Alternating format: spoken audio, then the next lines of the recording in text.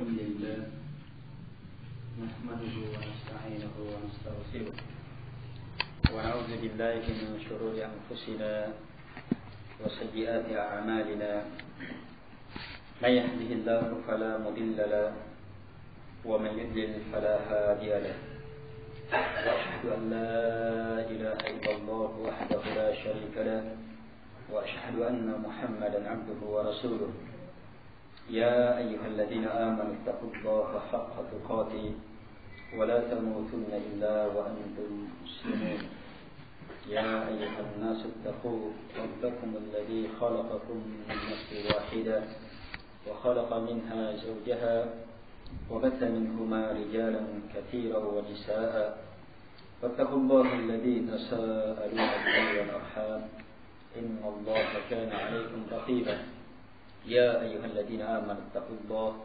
وقولوا قولا سديدا يصلح لكم أعمالكم ويغفر لكم ذنوبكم ومن يطع الله ورسوله فقد فاز فوزا عظيما أما بعد فإن أصدق الحديث كتاب الله وخير الهدي هدي محمد صلى الله عليه وعلى آله وسلم شر الأمور محدثاتها وكل محدثة بدعة وكل بدعة ضلالة وكل ضلالة في النار.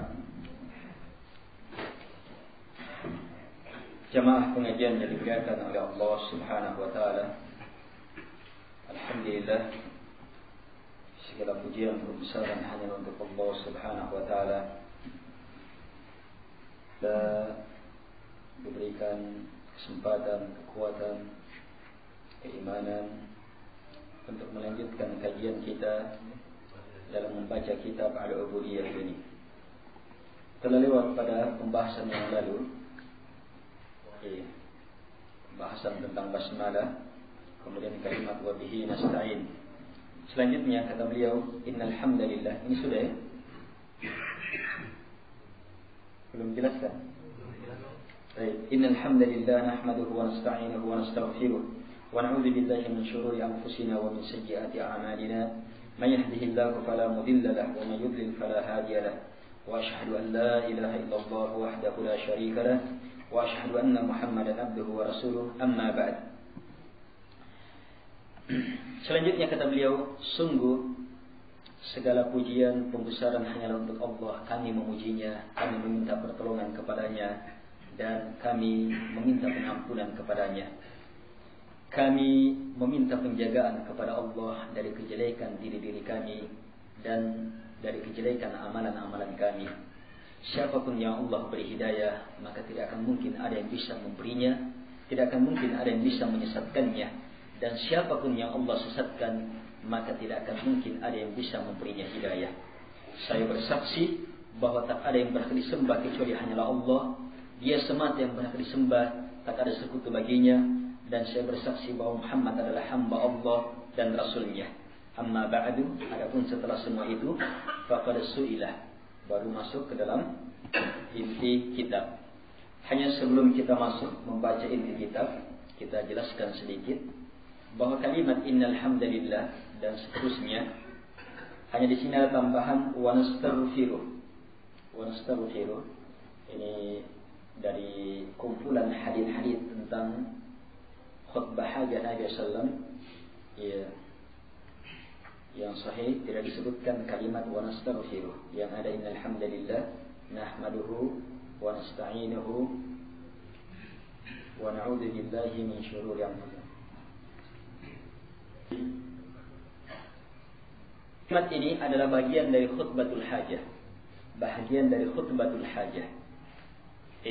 Khutbah, kata pembukaan yang Nabi ucapkan dalam kesempatan-kesempatan yang sangat banyak. Ketika Nabi berceramah dalam khutbah itu khutbah Jumat, ketika Nabi memberikan pengajaran, maka Nabi mengawali dengan kalimat itu. Hanya lengkapnya yang kita baca di awal tadi, innal hamdalillah nahmaduhu, kemudian membaca 3 ayat, kemudian setelah itu amma ba'du fa in asdaqal hadits, dan seterusnya sampai habis. Inilah kelengkapan khutbatul hajah yang Nabi SAW sering membacanya dalam mengawali khutbah-khutbah beliau, termasuk khutbah nikah. yang dimuliakan oleh Allah Subhanahu wa taala. Kalimat ini mempunyai makna yang sangat mendalam. Ini dapat kita lihat misalnya dalam peristiwa keislaman seorang sahabat Dimad. Seorang sahabat yang bernama Dimad dari suku Asyad Zanu'ah. Iya. Azad Shanu'ah. Di awal dakwah Nabi SAW, dia mendatangi Mekah. Dimad ini punya keahlian meruqyah. Punya keahlian meruqyah. Iya, membaca dengan bacaan untuk mengobati orang-orang yang kena angin, guna-guna dan yang semisal itu. Dia orang musyrik, saya punya keahlian itu.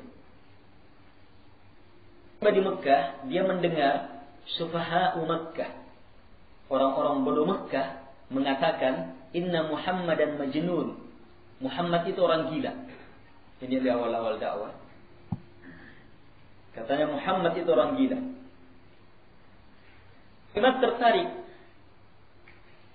dan mengatakan, Ainahu, di mana dia? Mana dia? Apa? Kata beliau, beliau menjelaskan bahwa la'allallahu ayyashfiyahu ala yadayya. Di mana dia? Sebab sungguh saya ini inni urqi minar riyah. Sungguh saya ini bisa melakukan baca dari penyakit riyah, kena angin dan yang semisal itu. La'allallaha ayyashfiyahu ala yadayya. Semoga Allah menyembuhkannya melalui kedua tanganku. Ini kata orang musyrikin. Semoga Allah menyembuhkannya melalui kedua tanganku. Hasil ketemu dengan Nabi SAW. Perkenalkan dirinya bahwa dia bisa begini. Dan dia mengatakan bahwa banyak sudah yang Allah sembuhkan dengan izin Allah melalui kedua tangannya. Tetap dia katakan Allah yang menyembuhkan dengan izin Allah melalui kedua tangannya. Fahalumma, maka mari kemari. Saya meruqyah. Setelah itu, setelah dia selesai, Nabi SAW membaca, Innal hamdalillah nahmaduhu wa na'udzu billahi min syururi anfusina. Saya tidak disebutkan wa nasta'inu di sini.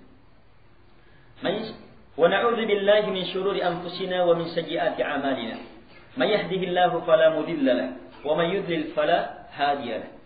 Asyhadu an la ilaha illallah wahdahu la syarika lahu. Sampai sini Nabi baca. Setelah Nabi membaca sampai ini, kata beliau, saya telah mendengarkan ucapan para tukang sihir. Dan saya telah mendengarkan ucapan para dukun. Dan saya telah mendengarkan ucapan para penyair, ahli-ahli bahasa. Dan semisal dengan ini. Sini tanganmu, saya baiat untuk Islam. Dalam riwayat yang lain dia mengatakan, A'id alayya kalimatik haula fa innaha qad balaghna qamusal bahr. Ulangi kepadaku, kata Dimad, ulangi kepadaku kalimat-kalimat itu, sebab sungguh kalimat itu telah menjangkau kedalaman lautan yang paling dalam, mengalahkan kedalaman lautan yang paling dalam. Itu dia nyatakan keislamannya. Dari sini dapat dipahami, dia menyatakan keislamannya setelah apa? Arkan ucapan Nabi. Dan berhubung Nabi diutus di tengah masyarakat yang sampai pada kehebatan dalam berbahasa. Masyarakat yang betul-betul memahami apa arti kata. Mendalam. Nabi baca kalimat ini, dan dia langsung memahami kedalaman kandungannya. Dia pun langsung menyatakan keislamannya.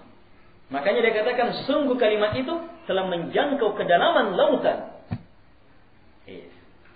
Padahal yang diucapkan oleh Nabi itu belum ayat Al-Quran. Belum ayat Al-Quran. Demikian jamaah. Ini ilmu yang sangat penting. Pahamnya seseorang, imannya seseorang, mendalamnya seseorang dalam beragama sangat ditentukan oleh ilmu seseorang dalam memahami ayat-ayat Al-Quran, dalam memahami ucapan-ucapan Rasulullah SAW. Ilmunya seseorang, bukan perasaannya seseorang. Ilmunya seseorang. Dari sini, sangat berbahaya ucapan sebagian orang-orang terkenal. Sebagian orang-orang terkenal, pembesar-pembesar jamaah, yang mengatakan kita mendengarkan hadits-hadits Nabi atau mendengarkan ayat-ayat Al-Quran, menghadiri pengajian-pengajian dan yang semisal itu, bukan untuk memahaminya, tapi sekedar mengharapkan berkah dari ilmu itu. Karena katanya, bukan karena mau memahami. Ini kesalahan fatal yang dengannya orang-orang yang beragama dengan perasaan semacam ini mudah dipermainkan oleh syaitan, sehingga terjerumus ke dalam jurang-jurang kehancuran, kebinasaan, dalam keadaan dia tidak menyadari berada dalam jurang itu, sebab dia tidak mempunyai kekuatan ilmu. Kita terlihat hebatnya itu ilmu, hebatnya ilmu yang dibawa oleh Rasulullah. Bagaimana orang yang datang kepada Nabi dalam keadaan memahami apa? Dia datang dalam keadaan memahami apa? Memahami Nabi berpenyakit, kan? Iya. Dia datang dalam keadaan memahami Nabi berpenyakit. Kemudian dia mendatangi dengan maksud apa? Dengan maksud mau mengobati, semoga Allah menyembuhkannya. Dan dia punya kemampuan di situ. Dia berupaya ke situ. Tapi begitu mendengar, sekedar mendengar ucapan Nabi, dan dia pahami ucapan itu, langsung sirna. Lihat bagaimana berlapis-lapis ini. Sirna anggapan bahwa Nabi berpenyakit. Langsung terputus usaha untuk menyembuhkan Nabi. Muncul anggapan ilmu bahwa ini adalah orang yang paling sehat. Tidak hanya sekedar itu. Langsung muncul ilmu bahwa ucapannya adalah kemuliaan yang tiada tandingannya. Tidak hanya sampai di situ. Lebih hebat dari itu, gugur segala penyakit yang dia derita selama ini, penyakit kesyirikan. Langsung menerima Islam yang dibawa oleh Rasulullah SAW. Coba lihat dengan apa? Dengan ucapan mulia yang dibawa, yang diperdengarkan oleh Nabi SAW. Ucapan itu adalah bahagian dari khutbatul hajah. Bahagian dari khutbatul hajah. Di sini terlihat ulama seperti Syekh Nasiruddin Al-Albani dan beberapa ulama lainnya tidak mau meninggalkan di awal ceramahnya innal hamdalillah nahmaduhu dan seterusnya, kemudian 3 ayat, kemudian amma ba'du dan seterusnya, sebab di dalamnya terkandung ilmu yang sangat mendalam, ilmu yang sangat mendalam, kalimat demi kalimat pada khutbatul hajah itu adalah prinsip dan agama seseorang, dan di atas itulah diukur agama seseorang. Anggap misalnya kalimat innal hamdalillah, sungguh alhamdulillah. Sungguh alhamdulillah. Sungguh alhamdulillah hanya untuk Allah. Alhamd, dari kata hamdun, ha mim dal. Ia bermakna pujian pada yang dipuji, yang dilandasi karena cinta kepada yang dipuji, membesarkan, mengagungkannya. Sekedar memuji tanpa cinta, tanpa membesarkan, tanpa mengagungkan yang dipuji, maka itu madah. Mim dal ha. Kalau ini ha mim dal, kan juga. Madah tu fulanan, saya puji si anu. Itu pujian tanpa pembesaran. Bagus. MP3-nya ini bagus. Pujian. Tapi tidak dilandasi dengan pembesaran, pengagungan, cinta kepadanya. Kalau alhamdulillah yang kita ucapkan kepada Allah itu pujian, pembesaran, pujian kepadanya dilandasi karena cinta kepadanya, membesarkan, mengagungkannya. Kita katakan innal hamdalillah, Sungguh hamdun, segala hamdun lillah. Hamdun di sini pakai al. Iya. Sungguh alhamd pakai al. Al di sini al yang bermakna istighraq, al-jinsiyah.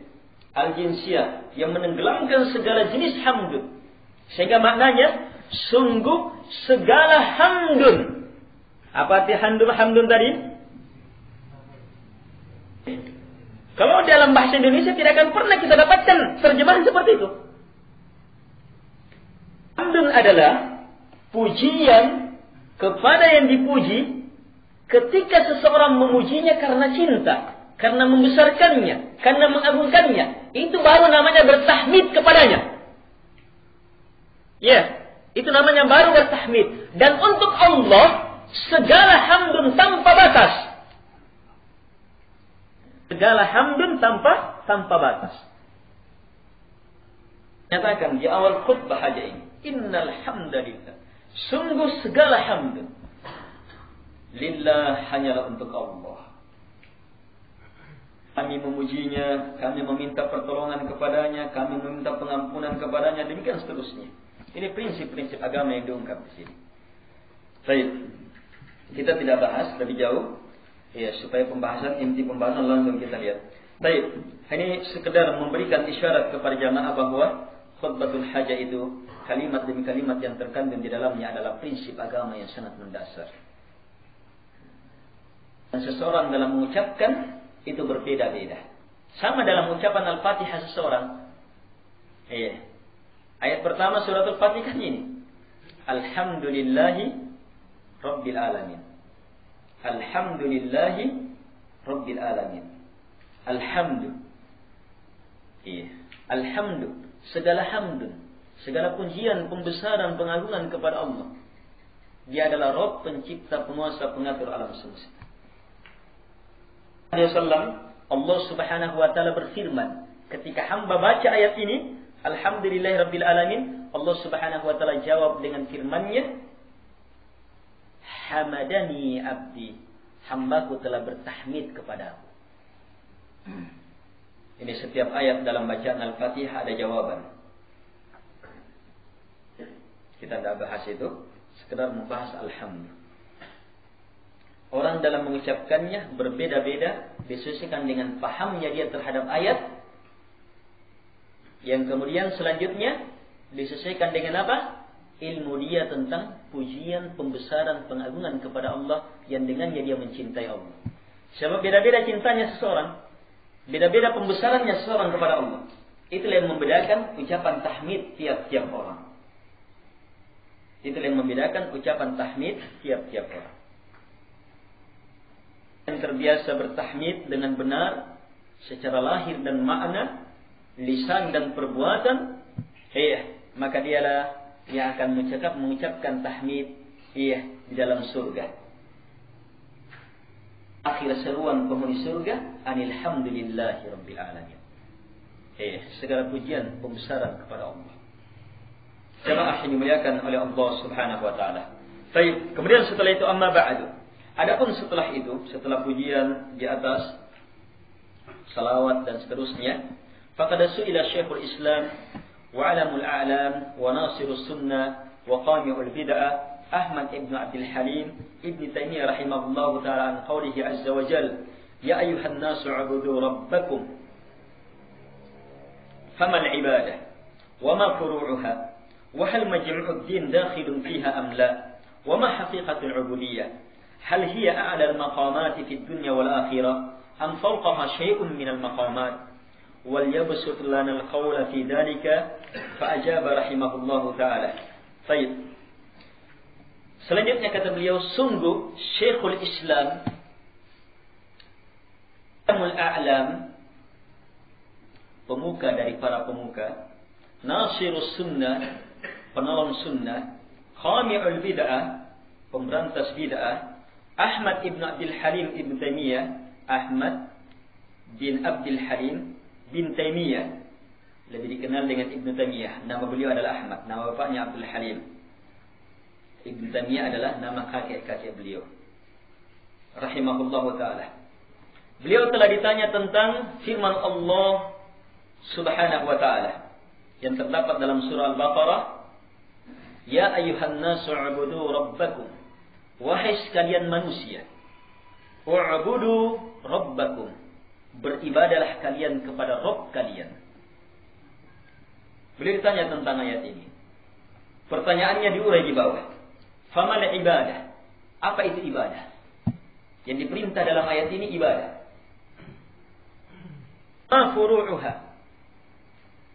Apa cabang-cabang ibadah? Wahal majmu'ud din dakhilun fiha am la? Apakah keseluruhan agama ini sudah masuk pada kata ibadah atau tidak? Sudah masuk pada kata ibadah atau tidak? Ma haqiqatul ubudiyah? Dan apa hakikat ibadah itu? Hal hiya a'lal maqamati fid dunya wal akhirah? Apakah ubudiyah, penegakan ibadah ini adalah jenjang yang tertinggi di dunia dan di akhirat? Am fawqaha syai'un minal maqamat? Atau di atas penghambaan kepada Allah ini ada jenjang yang lebih tinggi lagi? Basut lana al-qawla fi dhalik. Hendaknya beliau memperluas pembahasan dalam menjawab perkara ini untuk kami. Baik, lihat pertanyaan-pertanyaannya.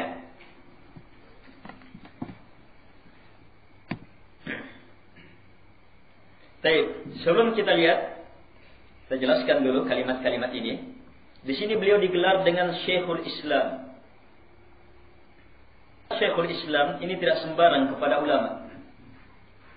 Tidak semua ulama yang mendapatkan gelar Syekhul Islam. Ibn Taimiyah rahimahullahu ta'ala ini pantas mendapatkan gelar ini karena keilmuan beliau terhadap Islam yang menyeluruh. Ini yang mengakuinya bukan orang-orang di zaman kita sekarang. Bahkan orang-orang di zaman beliau, zaman setelahnya, sama menyebutkan dalam biografi beliau, Syekhul Islam Ibn Taimiyah kalau berbicara tentang tafsir, maka orang-orang yang hadir menganggap bahwa dia tidak punya ilmu kecuali hanya tafsir saja. Sebab dalamnya luasnya pembahasannya. Pantas luas pembahasannya, sebab itu saja pembahasannya. Pasti itu saja ilmunya.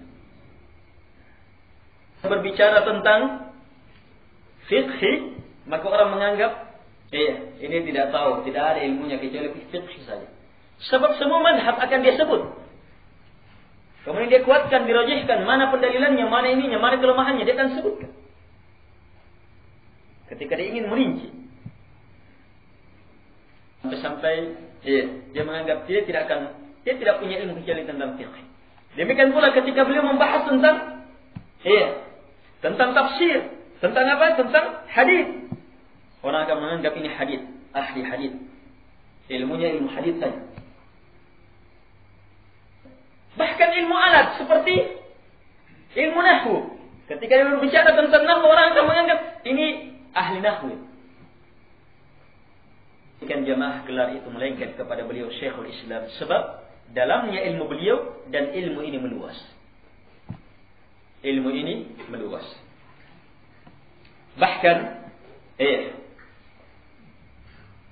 para ilmu yang tidak sembarang ulama terjun di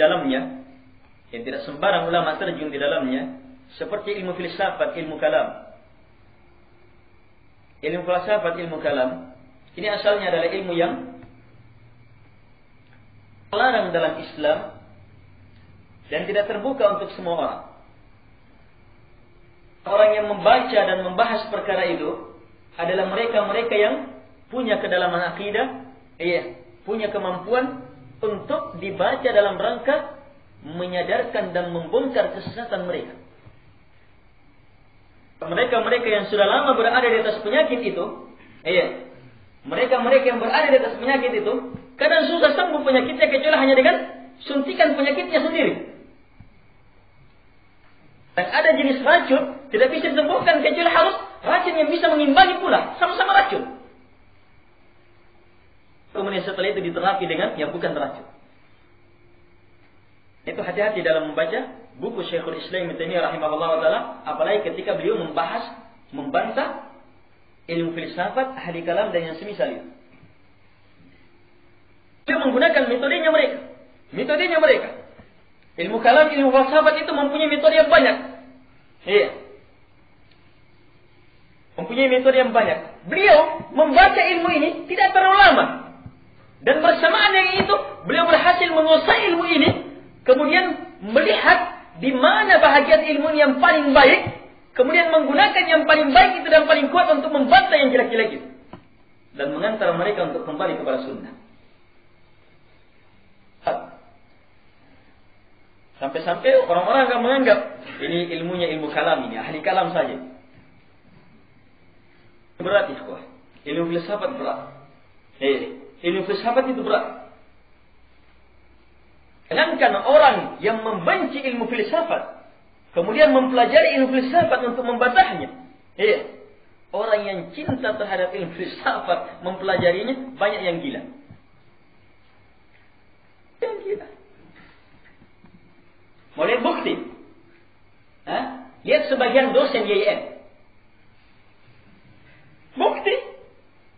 Dan lihat sebagian murid YIN.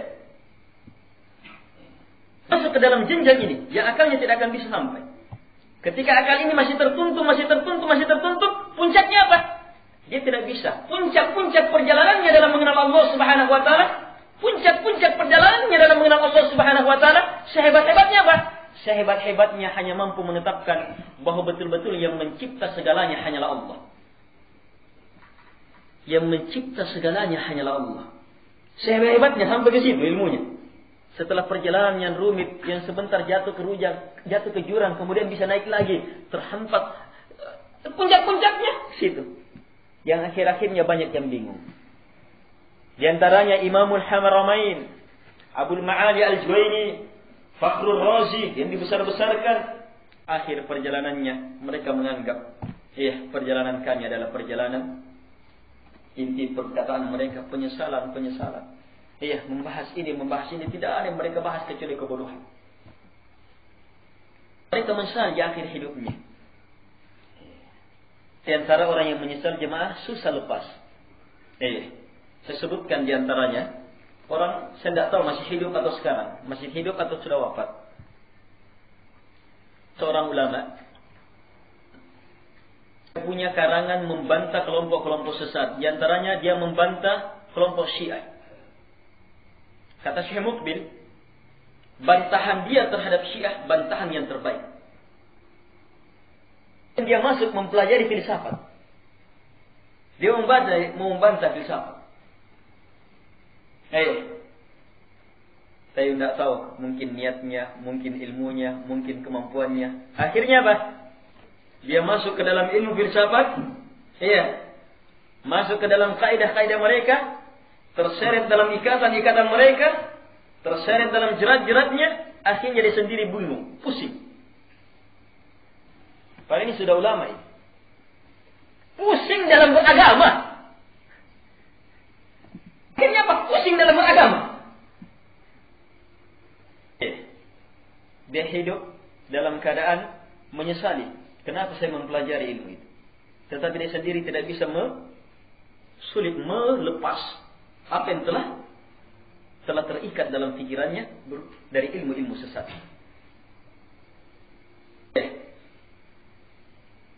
Sesuatu yang mengikat. Ketika seseorang mendalami sesuatu, terserah sesuatu itu sesat ataupun baik,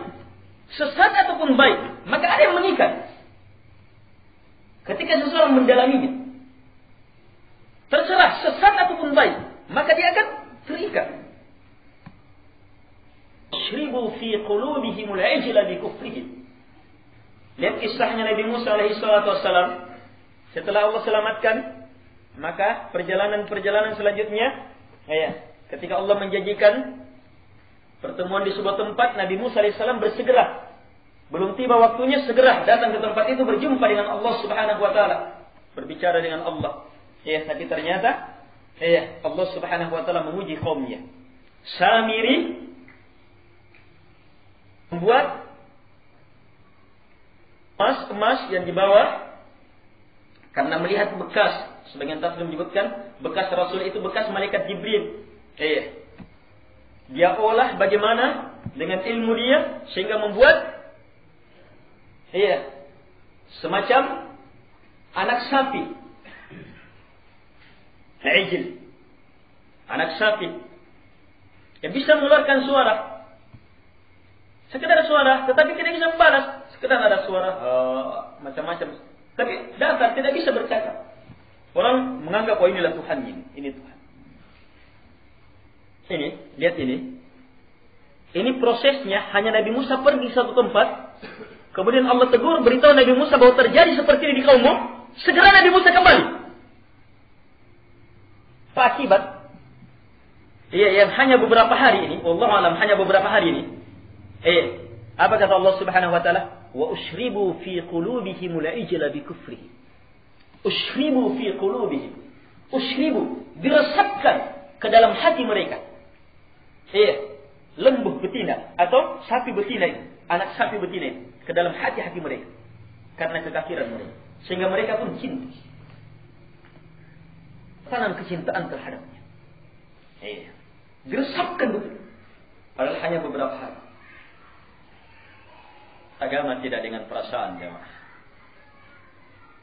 Kadang perasaan kita menganggap ini sudah baik, tapi lihat keterangan dari Allah baik atau tidaknya.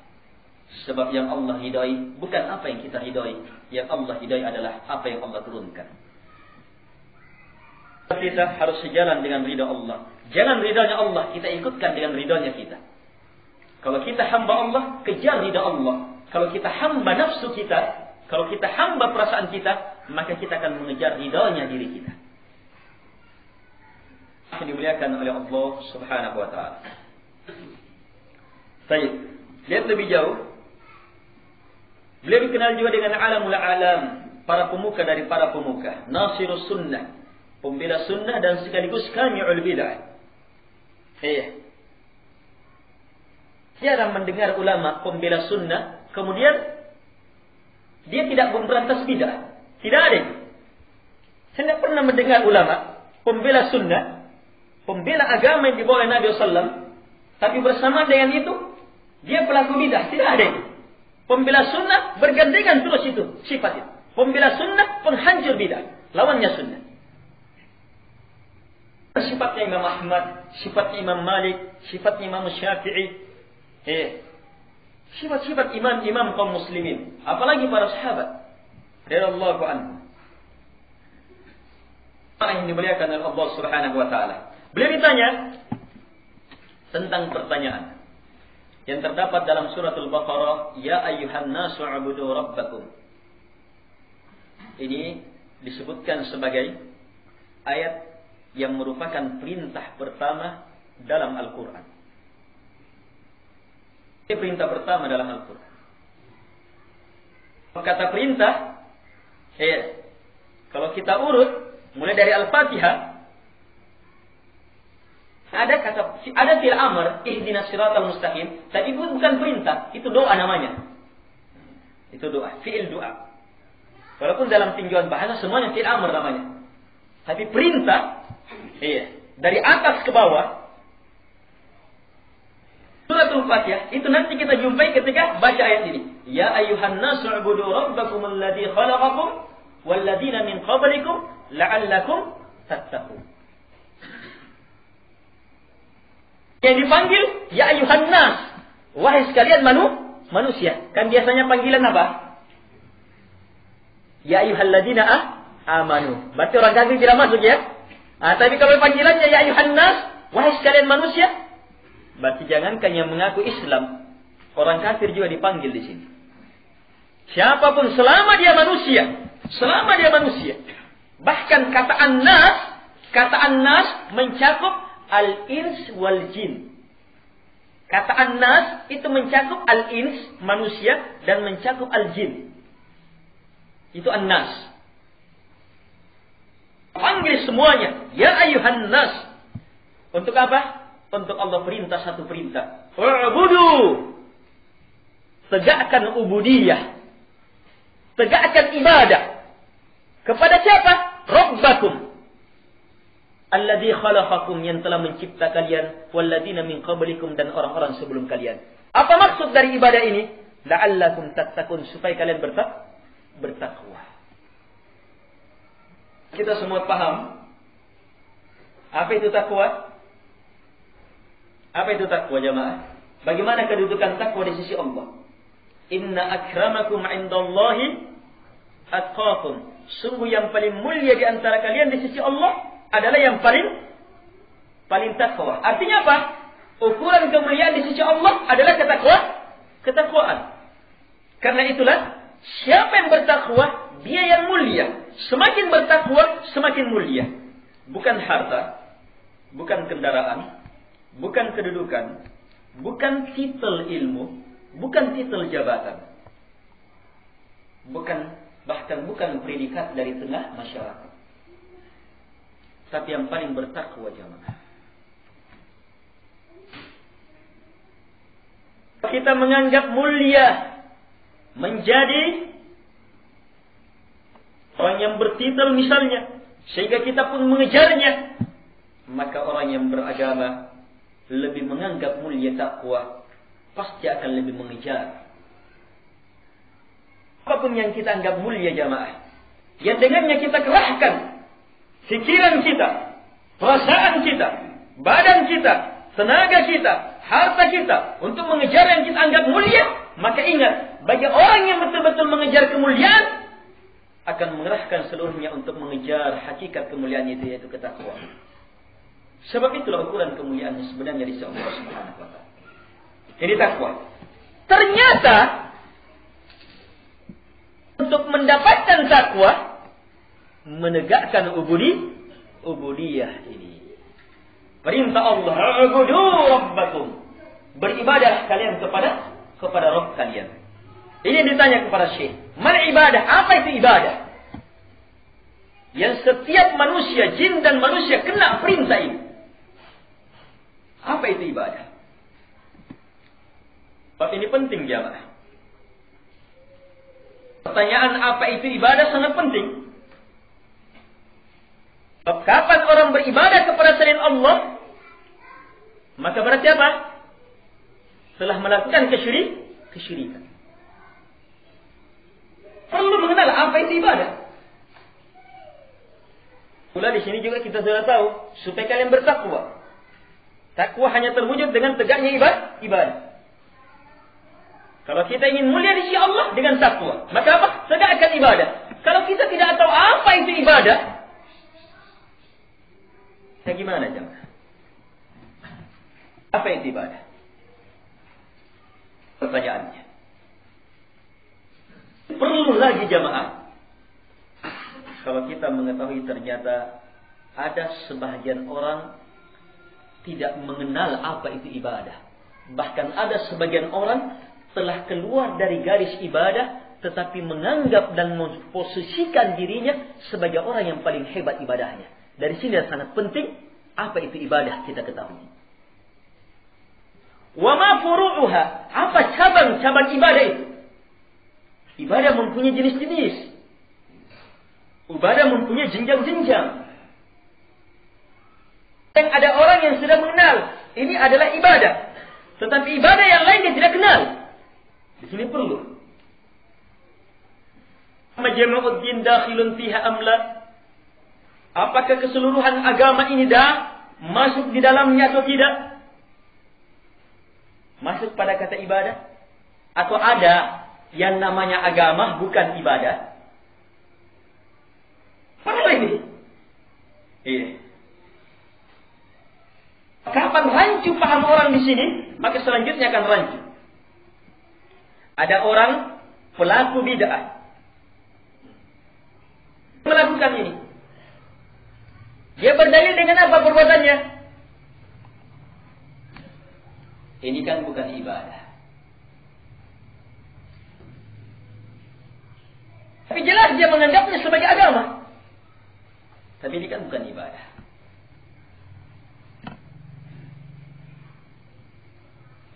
Nanti kesimpulannya, ibadah dan din itu satu. Sampai kepada kesimpulan itu, ibadah dan din itu satu, maka apa? Dia tidak akan bisa lari. Oh, ini bukan ibadah, tetapi agama kan? Banyak orang menganggap bahwa kalau ibadah tidak dituntunkan oleh Nabi, maka itu yang berbahaya. Kalau hanya sekedar perayaan, sekedar ini dan itu, sekedar syiar, istilah lain, dan yang semisal itu, maka ini tidak termasuk. Tapi ketika kita katakan dia masuk dalam agama, dan agama adalah ibadah, dia tidak akan bisa lari. Pertanyaan selanjutnya, wa ma haqiqatul ubudiyah? Apa hakikat dari ubudiyah itu? Ini berhubungan dengan definisi. Iya, dan berhubungan dengan kesempurnaan. Hakikat berarti apa? Dia telah mewujudkannya secara benar sempurna. Sampai kepada hakikat ibadah berarti apa? Sampai kepada ibadah yang betul-betul benar sempurna. Berhubungan dengan pertanyaan selanjutnya, apakah ada jenjang maqam. Ini dalam pembahasan ahlus suluk. Para ulama ahli zuhud. Hanya banyak-banyak dalam istilah kita sekarang dikatakan sebagai ulama sufi. Tidak dikenal kata sufi di zamannya sahabat, di zamannya murid-murid sahabat. Padahal ilmu zuhud, suluk, pendekatan kepada Allah dengan muraqabatullah, ihsan dan yang semisal itu, dengan ma'rifatullah yang benar, itu sudah ada ilmunya. Lebih jauh, apa hakikat dari ibadah? Bahaya kalau kita salah dalam memahami hakikat ibadah. Sebagian orang ada yang menganggap hakikat ibadah, jadi dia beribadah, melakukan amalan ini, sampai kepada puncak-puncak ibadahnya, dia sudah bisa tidak sholat. Kalau dia menganggap jalur ilmunya hakikat ibadah adalah ini, sudah bisa tidak sholat, sudah bisa minum khamar, atau macam-macam lagi. Nanti akan dijelaskan beberapa pelanggaran. Ada jenjang lebih tinggi lagi dari ubudiyah. Ini pertanyaan. Dari pertanyaan ini dan beberapa sedikit uraian tentang pertanyaan ini dapat terlihat jamaah pentingnya pembahasan ini. Pentingnya pembahasan ini. Fa'ajaba rahimahullahu ta'ala. Maka beliau menjawab. Ambil satu kalimat ini. Al-ibadatu hiya ismun jami' likulli ma yuhibbuhu Allah wa yardah min al-aqwali wal a'mal al-batinah wad dhahirah. Dia jawab, ibadah adalah,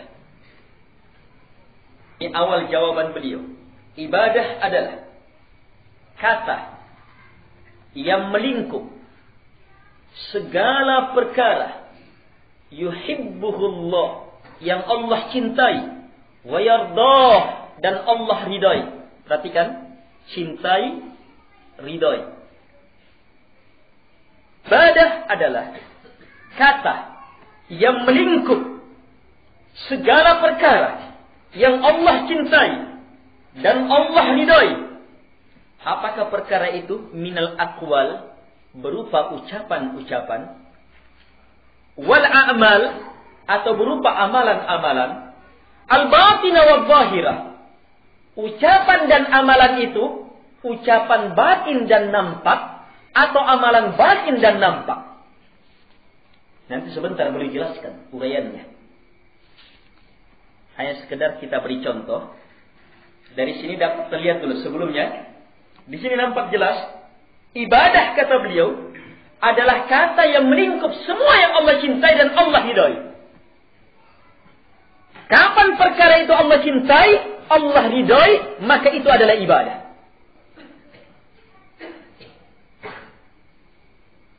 Apakah dia berupa ucapan? ucapan batin atau ucapan yang terdengar? Apa ucapan batin? Ucapan batin. Pembenaran. Hati kita meyakini bahwa Allah satu. Dia semata yang berhak disembah. Hati kita meyakini bahwa Muhammad adalah Rasul Allah, Nabi Allah, hamba Allah yang terakhir. Hati kita meyakini tidak ada Nabi setelahnya. Ini apa ini? Ini ucapan hati. Ucapan lisan. Bacaan Al-Quran. Allah cintai membaca Al-Quran.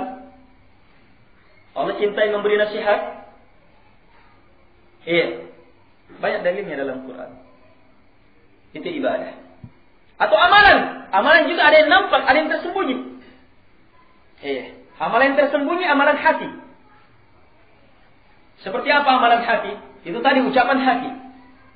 Seperti apa amalan hati? Cinta kepada Allah. Takut kepada Allah. Berserah, bertawakal kepada Allah. Itu amalan. Amalan lisan. Ucapan-ucapan kebaikan. Amalan anggota tubuh. Dalam sholat berdiri, rukuk, sujud. Kalau sholat apa dia? Amalan batin atau zahirah? Sholat. Sholat mencakup semuanya. Makanya contoh yang pertama yang disebutkan sholat. Contoh yang pertama disebutkan sholat. Contoh pertama ketika beliau setelah menyebutkan definisi ini, beliau sebutkan contohnya. Iya. Yang pertama sholat. Sama sholat apa? Mewakili semuanya. Ada batin, ada lisan, ada berdiri, ada rukuk, ada sujud. Sholat mewakili semuanya jamaah. Ibadah yang sangat besar, ibadah yang sangat wajib, agung luar biasa. Yang kewajibannya langsung Nabi di Isra Mi'raj naik ke atas menjemputnya. Amalan yang pertama yang Allah hisab, yang berhubungan dengan Allah di hari kemudian. Kapan ini baik, maka baik seluruh amalan. Jamaah yang dimuliakan oleh Allah Subhanahu wa taala. Baik, ini singkat tentang definisi ibadah. Hanya di sini kita sudah mendapatkan ilmu penting tentang ibadah. Semua perkara yang Allah cintai, yang Allah ridai, yang jenis-jenisnya beraneka ragam, yang jelas ada yang merupakan ucapan batin dan nampak, ada yang merupakan amalan batin dan nampak. Kalau kita mau urai, ada yang merupakan perkara hati, ada yang merupakan perkara lisan, dan ada yang merupakan perkara anggota tubuh. Yang jelas Allah cintai, Allah hidayah, itu ukurannya. Kemana kembalinya yang Allah hidayah? Kembali kepada ayat Al-yawma akmaltu lakum dinakum wa atmamtu alaikum ni'mati wa raditu lakumul Islam madina, dan telah kuridai Islam menjadi agama kalian. Kapan perkara itu keluar dari Islam yang dibawa oleh Rasulullah, keluar dari Quran, keluar dari hadis-hadis Nabi SAW yang sahihah, maka apa? Maka keluar dari ridha Allah, sebab keluar dari Islam. Kapan keluar dari Islam, maka selamanya keluar dari ibadah. Bagaimanapun capeknya kita melakukannya, maka bukan ibadah, kesia-siaan jamaah. Jamaah yang dimuliakan oleh Allah Subhanahu wa taala. Tolong hafal dan ingat ibadah ini, definisi ini, dan insyaallah taala kita akan urai lebih jauh lagi definisi ibadah ini. Dan banyak uraian mendalam tentang definisi ibadah dalam kitab ini. Baik, saya rasa cukup. Subhanallah, alhamdulillah.